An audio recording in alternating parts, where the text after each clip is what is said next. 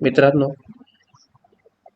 ताडोबा जंगलातील ही दुपारची वेळ आहे. उन्हाचा कडक तडाखा आहे. कोरडी जमीन आणि शांततेत दडलेली एक अनामिक भीती. तहानेने व्याकुळ झालेला हा रानडुक्कर हळूहळू पाणवठ्याकडे आला.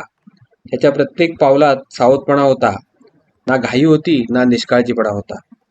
तो पाण्यात शिरलाय, पण मन मात्र पूर्ण निवांत नाहीये. पाणी पिताना त्याचे डोळे सतत इकडे तिकडे फिरतायत. कान सतर्क आहेत. शरीर ताणलेलं आहे. जणू प्रत्येक क्षणी काहीतरी घडू शकतं अशी जाणीव त्याला आहे. या जंगलात तो एकटा नाहीये.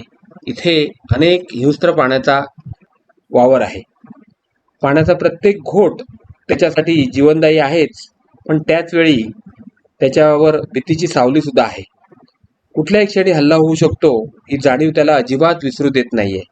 म्हणूनच तो पाणी पितो, पण पूर्ण जागरूकतेने पितोय पहा. ताडोबाच्या शांत दिसणाऱ्या जंगलात प्रत्येक क्षण हा जगण्यासाठीचा संघर्ष आहे. आणि तहान भागवणं सुद्धा इथे धैर्याची परीक्षा असते. हेच हा जो रानडुक्कर आहे तो आपल्याला दाखवून देते. इतर प्राण्यांची सुद्धा तीच अवस्था असते. पाण्यावर ज्यावेळी रानडुक्कर म्हणा किंवा स्पॉटेड डिअर येतात, काळविटे येतात, तेव्हा अशीच सतर्क आणि जागरूक त्यांना नेहमी राहावं लागतं. तरच त्यांना जीवनाच्या संघर्षात यश मिळू शकतं.